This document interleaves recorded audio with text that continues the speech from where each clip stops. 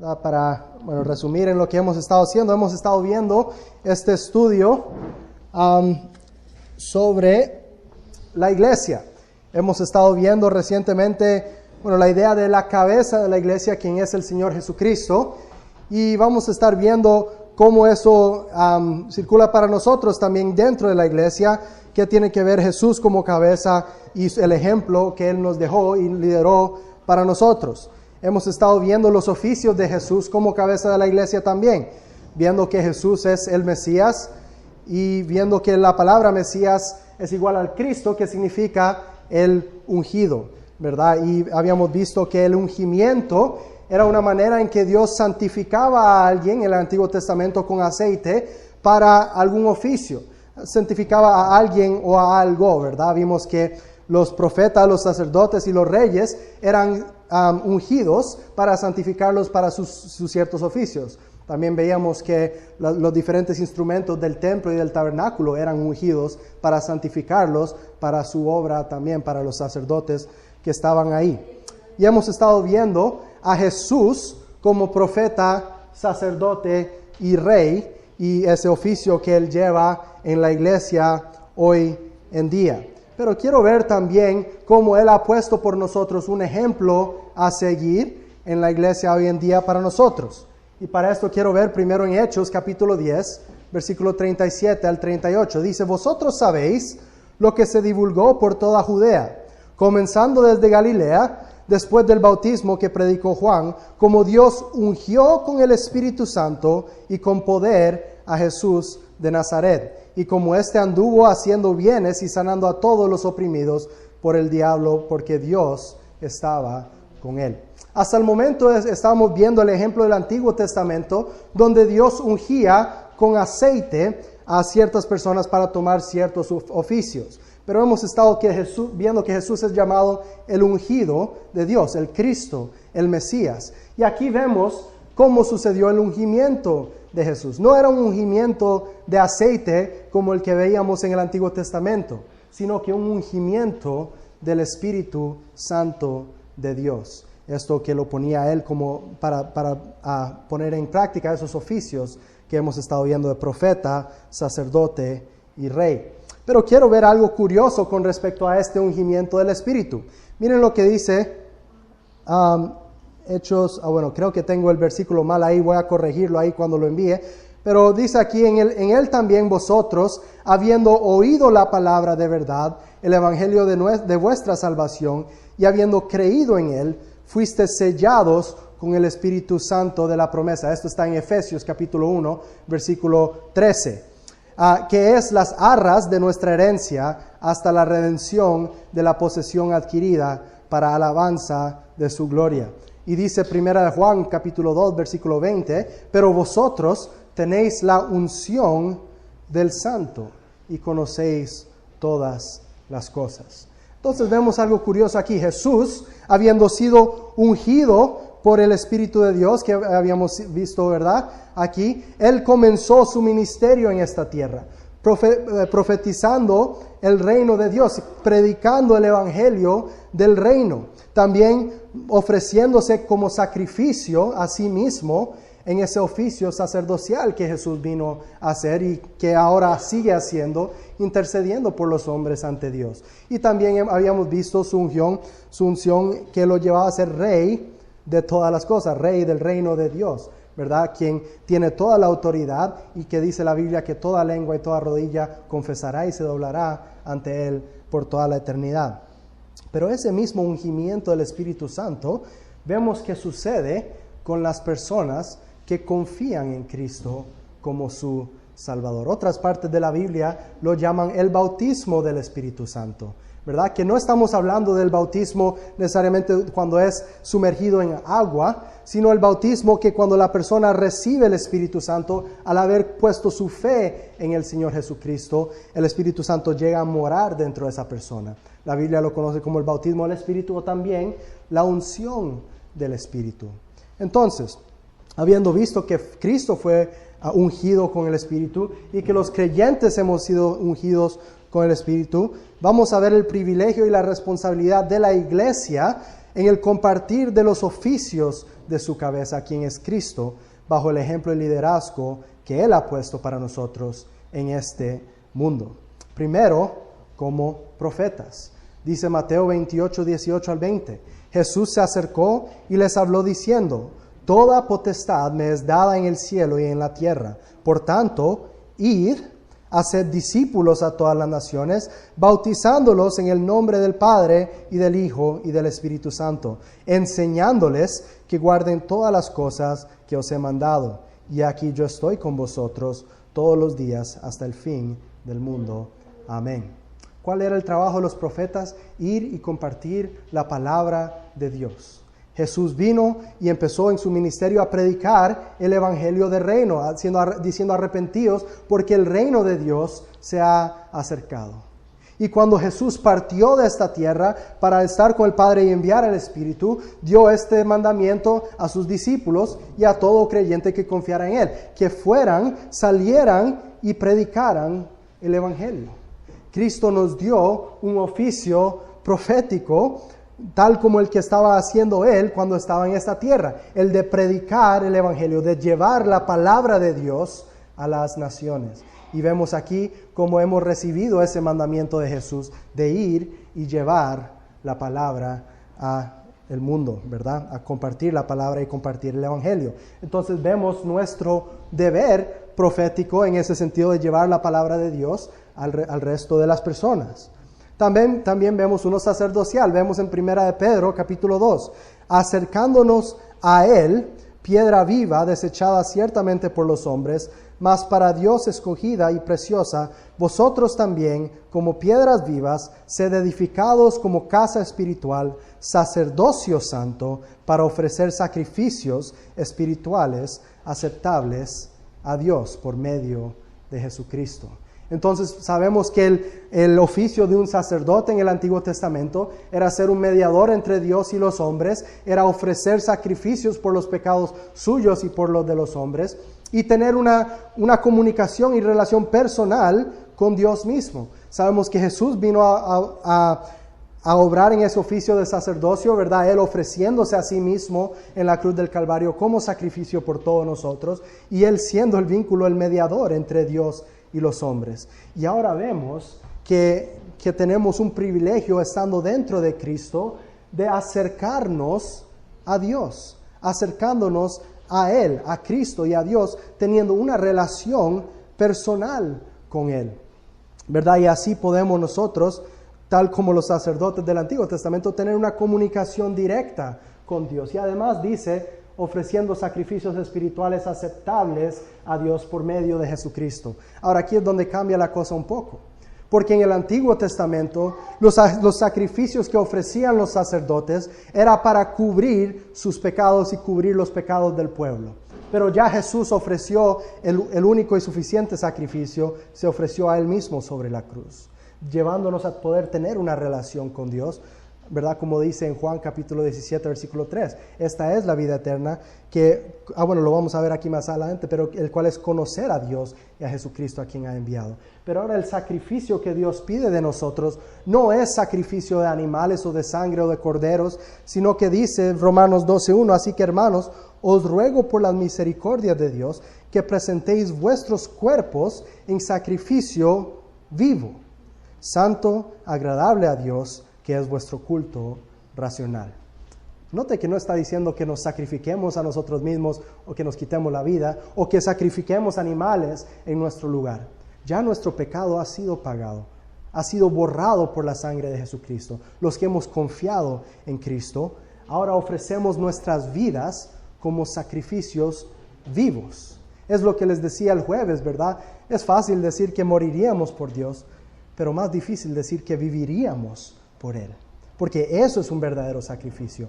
Dedicar cada momento, cada palabra, cada acción, cada paso, cada pensamiento a la glorificación de Dios, al esparcimiento de su reino, de su evangelio. Entonces vemos que nuestro sacrificio, nuestro deber como sacerdotes ahora de Dios, como sacerdocio de Dios, es ofrecernos a nosotros mismos en sacrificio vivo, vivir para Cristo, servirlo a Él. Dice 1 de Pedro 2, 9 al 10. Mas vosotros sois linaje escogido, real sacerdocio, nación santa, pueblo adquirido por Dios, para que anunciéis las virtudes de aquel que os llamó de las tinieblas a su luz admirable. Ahora, hasta el momento sonaría como que Dios está hablando a su pueblo Israel, porque en el Antiguo Testamento ciertamente ellos eran el pueblo escogido. Pero mira lo que dice después: vosotros que en otro tiempo no erais pueblo, pero que ahora sois pueblo de Dios, que en otro tiempo no habías alcanzado misericordia, pero ahora habéis alcanzado misericordia. Vemos que Dios está hablándole a los gentiles, a los que no son judíos, y hemos entrado a ser pueblo de Dios, un real sacerdocio de Él y una nación santa. Y dice Juan 17, 1 al 3, estas cosas habló Jesús, levantando los ojos al cielo, y dijo: Padre, la hora ha llegado, glorifica a tu Hijo, para que también tu Hijo te glorifique a ti, como le has dado potestad sobre toda carne, para que dé vida eterna a todos los que le diste.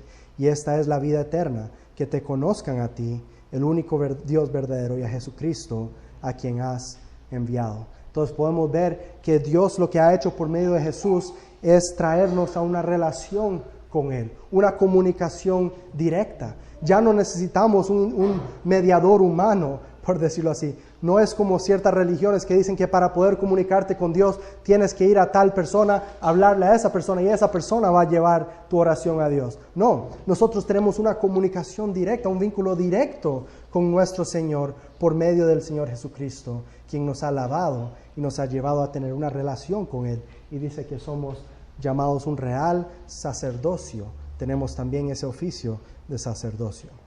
Luego vemos el tercer oficio, el oficio de un rey, y esto nos habla de un tiempo futuro, un tiempo venidero. Dice Apocalipsis capítulo 1 versículos 4 al 6, Juan a las 7 iglesias que están en Asia.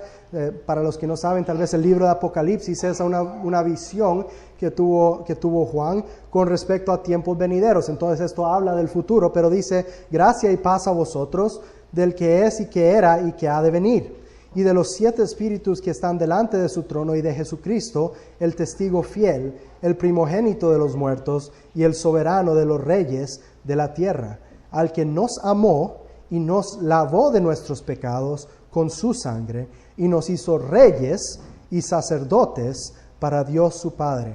A Él sea la gloria e imperio por los siglos de los siglos. Amén. Vemos que ahora está usando lenguaje real para con los creyentes. Dice: a los que nos amó y nos lavó de nuestros pecados con su sangre. Está hablando de nosotros que hemos confiado en Cristo como nuestro Salvador. Dice luego en Apocalipsis 5, 9 al 10: y cantaban un nuevo cántico diciendo: digno eres de tomar el libro y de abrir sus sellos, porque tú fuiste inmolado y con tu sangre nos has redimido para Dios de todo linaje, de toda lengua y pueblo y nación. Entonces vemos que no solamente está hablando del pueblo de Israel, está hablando de todos los que han confiado en Cristo. Y nos has hecho para nuestro Dios reyes y sacerdotes, y reinaremos sobre la tierra. Apocalipsis 26. Bienaventurado y santo el que tiene parte en la primera resurrección. La segunda muerte no tiene potestad sobre estos, sino que serán sacerdotes de Dios y de Cristo, y reinarán con Él 1000 años. Entonces, bueno, si te pones a leer el libro de Apocalipsis, yo te prometo que van a haber cosas que no vas a entender, cosas que yo no entiendo aún, porque es una visión, ¿verdad? Una visión profética que se dará a entender en algún futuro. Pero hay ciertas cosas, cierto lenguaje que nos da a entender una posición que Dios tiene para nosotros en el futuro, y ese es de reinar juntamente con Cristo. Un oficio por el cual fuimos ungidos por el Espíritu Santo para llevar a cabo juntamente con Cristo en el futuro. Entonces, hasta el momento estamos viendo a Jesús como cabeza de la iglesia, su oficio como cabeza de la iglesia, y ahora cómo eso aplica para nosotros en este mundo. Pero ¿qué tal dentro de la iglesia?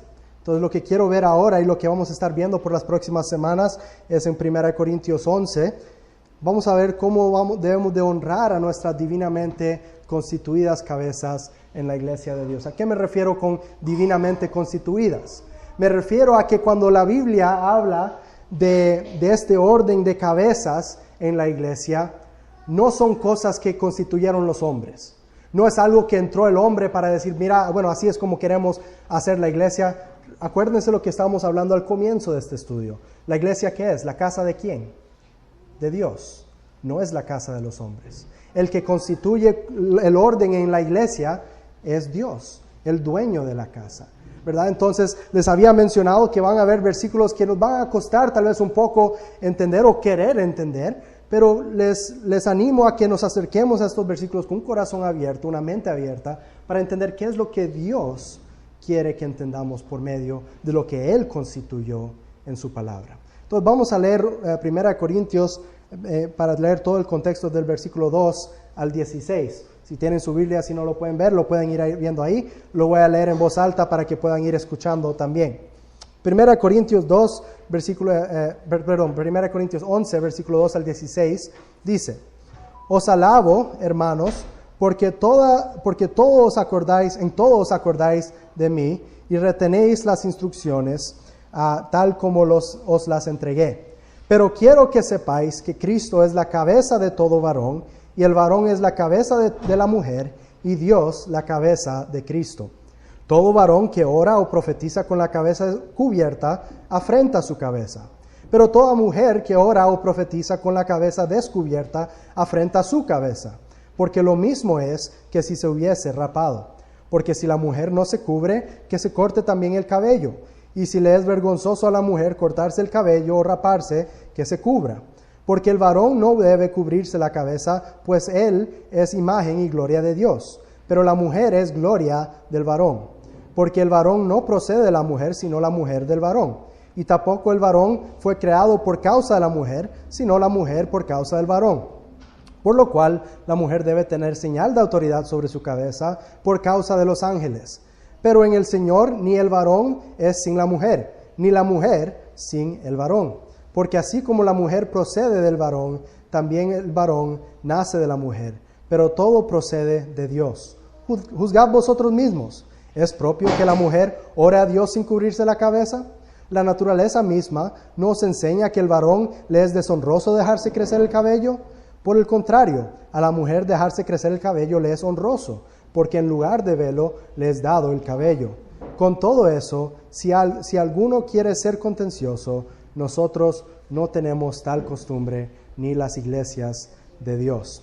Ahora hemos leído todo el capítulo, pero nuestro enfoque hoy va a ser principalmente en el versículo 2, el que está un poco más gruesito. Ahí dice: pero quiero que sepáis que Cristo es la cabeza de todo varón, y el varón es la cabeza de la mujer, y Dios la cabeza de Cristo.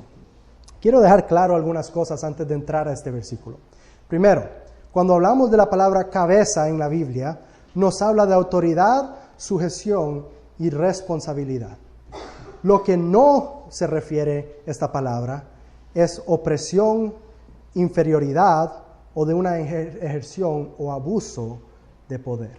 Quiero que esto quede muy claro. Cuando la Biblia habla que alguien es cabeza de otro, no está intentando oprimir al que no es la cabeza, no está intentando dar a entender que la persona que no es la cabeza es inferior de ninguna manera. Y eso lo vamos a ver en este versículo, ¿verdad? Y definitivamente no se trata, ni da el derecho a la cabeza de abusar de poder por la posición que tiene. Es una posición, como dije, de autoridad, sí, pero de responsabilidad. Y quiero que nos metamos en esa mentalidad mientras estudiamos estos pasajes, ¿verdad? Las posiciones cuando hablamos de cabeza, no estamos hablando de tener poder sobre alguien, estamos hablando de una responsabilidad que Dios le ha dado a estas cabezas. Con eso dicho, empecemos desde el comienzo del versículo. Dice: aunque Cristo es la cabeza de todo varón. Bueno, lo que les mencionaba aquí, ¿verdad? Para asemejarlo a otro versículo que habla sobre cabeza, dice Efesios 5, 22 al 24: las casadas estén sujetas a sus propios maridos, como el Señor, porque el marido es cabeza de la mujer, así como Cristo es cabeza de la iglesia, la cual es su cuerpo, y Él es su Salvador. Así que como la iglesia está sujeta a Cristo, así también las casadas lo estén a sus maridos en todo. Aquí podemos ver que la palabra cabeza sí habla sobre autoridad y sujeción, pero vamos a ver un poco más a fondo a qué se refiere la Biblia cuando habla de eso, para que vean que no es tema de los hombres queriendo tener poder sobre las mujeres. Esa no es la idea, sino que es una posición de responsabilidad y liderazgo en el lugar donde son establecidos. Pero dice, 1 Corintios 11:3, el versículo principal que vamos a ver hoy, pero quiero que sepáis que Cristo es la cabeza de todo varón, y el varón es la cabeza de la mujer, y Dios la cabeza de Cristo. Antes de considerar lo que significa que el varón sea la cabeza de la mujer, es importante que reconozcamos que el varón tiene un lugar de sumisión a Cristo ante todo, lo cual significa que todo lo que él hace es en obediencia a la palabra y el ejemplo de Cristo, ¿verdad? Vemos aquí que a pesar de que que el varón ha sido puesto como cabeza de la mujer en la iglesia, el varón tiene un lugar de sumisión a Cristo. Entonces veamos qué significa que el varón sea la cabeza de la mujer. Pues primero veamos lo que sucedió en el Antiguo Testamento, cuando Dios creó todas las cosas. Sabemos que Dios creó el universo, creó la tierra, creó los animales, la vida silvestre, ¿verdad? Creó las plantas, el mar, la tierra y todo. Finalmente creó al hombre y creó primeramente a Adán. Pero Adán, si leemos el Antiguo Testamento en Génesis capítulo 3, vemos que Adán falló en su responsabilidad como cabeza de la humanidad por no someterse a su cabeza, el cual era en ese tiempo, ¿verdad?, Dios.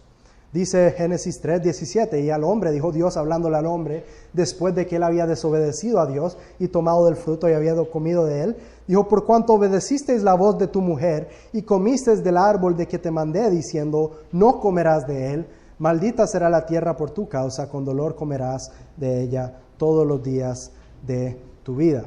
Por tanto, como el pecado entró en el mundo por un hombre, y por el pecado la muerte, así la muerte pasó a todos los hombres, por cuanto todos pecaron.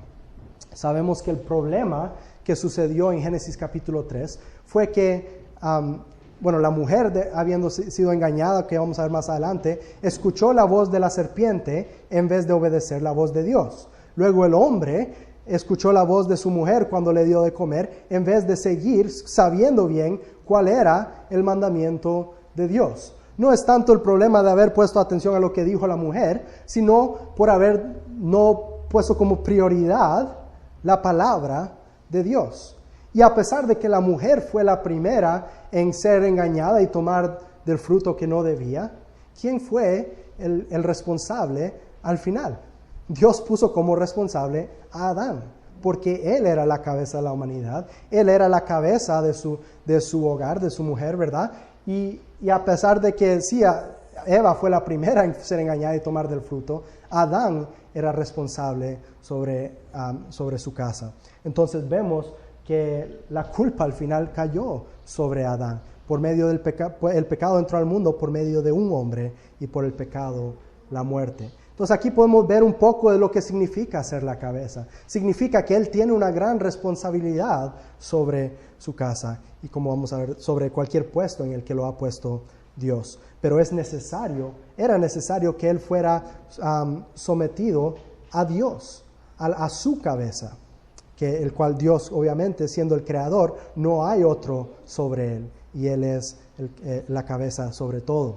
Pero en Jesucristo, hoy en día, el hombre creyente, al que se ha arrepentido de su pecado y ha confiado en Cristo, ha sido reestablecido de nuevo en Cristo al lugar que Dios originalmente diseñó para él.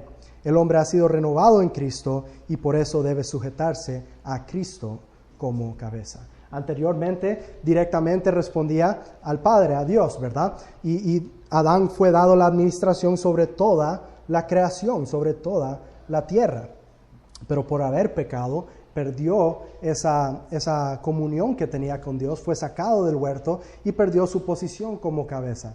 Pero ahora, habiendo venido Cristo y habiendo limpiado al hombre de su pecado, el hombre puede ser restablecido a esa posición de cabeza en la iglesia, pero ahora con Cristo de intermedio como cabeza sobre el hombre. Dice 1 Corintios 11, 8 al 9, porque el varón no procede de la mujer, sino la mujer del varón. Y tampoco el varón fue creado por causa de la mujer, sino la mujer por causa del varón. Y aquí vemos que la razón por la que el hombre es la cabeza es por un orden que fue establecido en la creación de las cosas. El orden que Dios creó al hombre y a la mujer fue primeramente creó al hombre y luego creó a la mujer.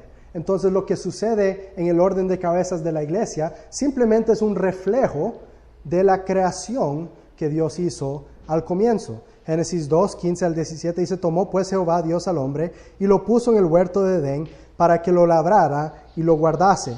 Y mandó Jehová Dios al hombre diciendo, de todo árbol del huerto podrás comer, mas del árbol de la ciencia del bien y del mal no comerás, porque el día que de él comieres, ciertamente morirás. Vemos que Dios creó primero a Adán, ¿y qué fue lo que hizo de una vez? Darle responsabilidades, darle mandamientos. Vemos que esta posición de ser cabeza de la humanidad, cabeza de la creación, vino con una gran responsabilidad. Luego el hombre, habiendo recibido su posición y responsabilidad y obediencia a Dios, antes de que Dios creara la mujer, era necesario que él fuera obediente a Dios y se sometiera a él. Pero Génesis 2:18 dijo, y dijo Jehová Dios, no es bueno que el hombre esté solo, le haré una ayuda idónea, en otras palabras, un complemento para él. Y vemos aquí, bueno, hay mucho simbolismo aquí, pero vemos que Adán fue sacado de Eva fue sacado de la costilla de Adán, no de los pies de Adán, no de la cabeza ni de la espalda de Adán, sino del lado de Adán. Dando a entender aquí que Eva nunca fue creada para ser inferior a Adán. Nunca fue creada para ser menos que Adán, sino que era una ayuda para él. Y ellos iban a compartir esa administración juntos. Ella ayudándolo a él, quien era el responsable de todas las cosas, pero ella a su lado como ayuda. Y claro, eso lo ponía a él también como responsable sobre ella, ya que ella fue sacado de él. Génesis 3, 12 al 13, y el hombre respondió, la mujer que me diste por compañera me dio del árbol y yo comí. Entonces Jehová Dios dijo a la mujer, ¿qué es lo que has hecho? Y dijo, la serpiente me engañó y comí. Cuando Eva tomó del árbol, cuando desobedeció la palabra de Dios, ella decidió no reconocer su lugar complementario junto a Adán y dejándose engañar por la serpiente, propició o llevó a Adán a la transgresión también, a desobedecer a Dios. Génesis 3:16 dice, a la mujer le dijo, multiplicaré en gran manera los dolores en tus preñeces, con dolor darás a luz a tus hijos y tu deseo será para tu marido y él se enseñoreará de ti. Entonces lo que da a entender eso de que tu deseo será para tu marido, lo que da a entender es que será para el lugar de tu marido, ¿verdad? Lo que la mujer va a querer de ahí en adelante es tomar esa posición de autoridad, va a querer ser autoritaria en el hogar, pero dice, él señorará de ti. Y de aquí salieron, bueno, las ideas equivocadas de lo que significa ser la cabeza del hogar. Porque en el mundo, cuando habla de que el hombre es la cabeza del hogar, lo que el mundo cree que significa es que él es el que manda y lo que él dice se hace y que él es un dictador y la mujer es como una sirvienta para él. Pero esa no es la idea que da la Biblia en Cristo.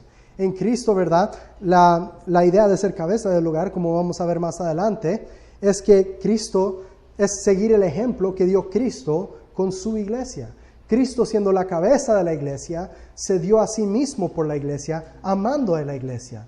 De la misma manera que el hombre, siendo cabeza del hogar, ha de darse a sí mismo en sacrificio por su esposa, amándola y sirviéndola a ella, también buscando lo mejor para ella. Pero ahora en Cristo, tanto el hombre como la mujer han sido renovados al propósito original de Dios. Pero esto sería mucho más fácil y hasta agradable para la mujer sujetarse al varón como su cabeza si ella observa que el varón está sujeta a Cristo como su cabeza, lo cual es mucho más importante. Entonces aquí vemos donde entra la responsabilidad del hombre. Hombres, es verdad, el Señor nos ha dado una posición de autoridad en la iglesia y en nuestros hogares, pero esto es una posición de gran responsabilidad, ¿verdad? Y cuando las mujeres ven que nos estamos sujetando a Cristo y siguiendo el ejemplo de Cristo, entonces no va a haber problema alguno con esta palabra de sujeción. La palabra de sujetarse, de someterse y de sujeción ha tenido una definición negativa en el mundo, por lo que lo han hecho los hombres. Pero ¿qué va a pasar si yo como marido amo a mi esposa? Si ella ve que todo lo que yo hago es para su bien, es para que ella prospere, es para que ella se sienta cómoda, para que ella se sienta amada, para que ella se sienta respetada, para que no le falte nada, para que esté saludable, para que esté bien, para que disfrute, para que agradezca en todas las cosas. Si ella ve que mi intención es el bien para ella, entonces ella va a decir, pues todo está bien, tú sigue liderando. Pero si mi intención es egoísta, es enfocarme en mí mismo, no importarle cómo se siente ella o lo que ella dice o lo que ella quiere, y solo me enfoco en yo, pues obviamente ella va a decir, bueno, ¿qué pasó conmigo?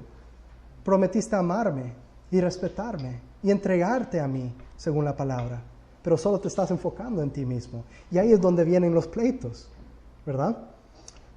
Podemos pensarlo en tal vez un ejemplo muy, muy simple y básico, con un doctor. No sé si ustedes tienen un doctor familiar o un doctor personal o una persona tal vez a la que tú vas cuando necesitas atención o consejo médico. ¿Por qué vas a esa persona? Porque confías en ellos. Porque crees que ellos quieren lo mejor para ti. Ahora, si tú estás dispuesto a someterte a la instrucción de un doctor porque sabes qué es lo que quiere mejor para ti, pues ese es el ejemplo que hemos de seguir en la iglesia y en nuestras familias. Queriendo lo mejor para ellos, ellos no van a tener problema en someterse a nuestras opiniones, a nuestras instrucciones y a nuestras decisiones, porque ellos saben que es con la intención de lo mejor para ellos. Entonces, Dios nos ha dado una responsabilidad en la iglesia de querer lo mejor para la congregación y de vivir de una manera que refleje el ejemplo que Cristo dio por nosotros, sirviéndonos. Y como vamos a ver más adelante, Él no vino, y como hemos visto, Él no vino para ser servido, sino para servir. Y si podemos seguir ese ejemplo, pues yo les aseguro que no va a haber problema para las mujeres entender qué significa este pasaje cuando habla del someterse a su cabeza. Si servimos a los demás como Cristo nos sirvió y nos sigue sirviendo a nosotros. Pero para dejar más en claro, vemos que el versículo no termina ahí como si fuera una jerarquía, sino que termina con esta parte. Dice, pero quiero que sepáis que Cristo es la cabeza del varón, el varón es la cabeza de la mujer, y Dios es la cabeza de Cristo. Y esto nos da a entender muy claramente que no está hablando de quién es inferior a quién, porque sabemos muy bien quién es Jesús. Él es Dios. Pero cuando Él tomó forma de hombre, Él vino de una manera sometida a la voluntad del Padre, siendo obediente hasta la muerte y muerte de cruz. Jesús se humilló a sí mismo y Él nos da el ejemplo perfecto y el modelo de lo que es la autoridad y la sujeción, y es exhibido en Jesús con respecto al Padre, a Dios. Dice Juan 5:30, no puedo yo hacer nada por mí mismo, según oigo, así juzgo. Y mi juicio es justo, porque no busco mi voluntad, sino la voluntad del que me envió, la del Padre. Este es Jesús hablando. Jesús siendo Dios encarnado, porque esto es lo que vemos en 1 Timoteo 3:16. No hay duda de que Jesús es Dios. Dice, indiscutiblemente, grande es el misterio de la piedad. Dios fue manifestado en carne, justificado en el Espíritu, visto de los ángeles, predicado a los gentiles, creído en el mundo y recibido arriba en gloria. ¿De quién está hablando? Está hablando de Jesús. Sabemos que Jesús es Dios, pero a pesar de ser Dios, cuando Él se hizo hombre, se sujetó a la voluntad del Padre para darnos el ejemplo a seguir con respecto al modelo de autoridad y sujeción en la iglesia. Para seguir metiéndonos a este punto, dice Filipenses 2:5-8, haya pues en vosotros este sentir que hubo también en Cristo Jesús, el cual siendo en forma de Dios, no estimó el ser igual a Dios como cosa a qué aferrarse. Vemos aquí que Jesús no fue inferior a Dios. A pesar de ser llamado, a pesar de que la Biblia dice que Dios es la cabeza de Cristo, Jesús no es inferior a Dios, sino que Él era igual a Dios. Pero cuando se hizo hombre, no estimó el ser igual a Dios cosa como que aferrarse, sino que se despojó a sí mismo, se humilló tomando forma de siervo, hecho semejante a los hombres, y estando en la condición de hombre se humilló a sí mismo, haciendo obediente hasta la muerte y muerte de cruz. Jesús se sujetó a la autoridad divina voluntariamente, reconociendo a Dios como su cabeza, no porque era menos poderoso o menos importante que Dios, sino porque así lo constituyó el Padre. Así estaba constituido por Dios. La persona en sujeción de ninguna manera es inferior a su cabeza, ¿verdad? En el plan de salvación constituido por Dios, el Padre y el Hijo tenían cada uno su oficio, pero en su sujeción al Padre, Cristo no era oprimido ni menospreciado por su cabeza. Simplemente llevaba a cabo su obra como el Mesías, como el ungido y la cabeza de la iglesia. Y con esto entramos al tema que seguiremos aquí, que Cristo es la cabeza del servicio en la iglesia. El versículo que habíamos visto la semana pasada en Marcos 10, 42 a 45. Mas Jesús llamándolos les dijo: sabéis que los que son tenidos por gobernantes de las naciones se enseñorean de ellas, y sus grandes ejercen sobre ellas potestad. Pero no será así entre vosotros, sino que el que quiere hacerse grande entre vosotros será vuestro servidor. Y el que de vosotros quiera ser el primero será siervo de todos. Porque el Hijo del Hombre no vino para ser servido, sino para servir, para dar su vida en rescate por muchos. La grandeza y el liderazgo en el reino de Dios y en la iglesia se muestra en amor y en servicio. Y para esto vamos a ver otra vez el pasaje en Efesios, pero vamos a continuar un poco más adelante, que dice en Efesios 5, 21 al 25. Someteos unos a otros en el temor de Dios. Las casadas estén sujetas a sus propios maridos como el Señor, porque el marido es cabeza de la mujer, así como Cristo es cabeza de la iglesia, la cual es su cuerpo y Él es su Salvador. Así que como la iglesia está sujeta a Cristo, así también las casadas lo estén a sus maridos en todo. Maridos, amad a vuestras mujeres, así como Cristo amó a la iglesia y se entregó a sí mismo por ella. Entonces podemos ver que el liderazgo en la iglesia sigue el ejemplo de amor y servicio. Cristo, siendo la cabeza de la iglesia, no vino a ser servido por la iglesia, sino a servir a la iglesia. Y si Cristo, siendo la cabeza de la iglesia, nos sirve a nosotros, ¿quiénes somos nosotros para querer ser servidos por otros? De ninguna manera. Más bien hemos de seguir el ejemplo que Cristo nos ha dado y servirnos los unos a los otros en amor y humildad los unos para los otros. Entonces, en las próximas semanas, lo que vamos a empezar a ver es las responsabilidades individuales, tanto de los hombres como de las mujeres en la iglesia de Dios. ¿Qué significa que el hombre es la cabeza de la mujer? ¿Qué responsabilidades entonces se le son atribuidos al hombre? ¿Qué tal para la mujer? ¿Qué significa para ella que el hombre sea su cabeza? ¿Qué responsabilidades tiene ella? ¿Qué privilegios tenemos como miembros de la iglesia teniendo a Cristo como nuestra cabeza? Y qué símbolos también veremos para representar ese orden divino que Dios ha establecido. ¿Qué es lo que vamos a ver la semana que viene? Volviendo ahí a 1 Corintios capítulo 11, el resto de los versículos habla sobre ese símbolo que Dios ha puesto para mostrar el orden de las cabezas en su iglesia. Pero con eso dicho, ahí vamos a terminar. Agradezco su atención. Sé que fue un poco más corto hoy, pero a veces es mejor así porque podemos enfocarnos un poco más. Pero espero que hayan podido entender. Si tienen alguna pregunta o alguna duda, pueden hacérmelo saber después o pueden mandarme un mensaje por WhatsApp y con mucho gusto haré lo posible para aclarárselos usando la palabra de Dios, ¿verdad? Y vamos a ver más adelante un poco más sobre la iglesia y nuestras responsabilidades en ella. Vamos a orar para terminar.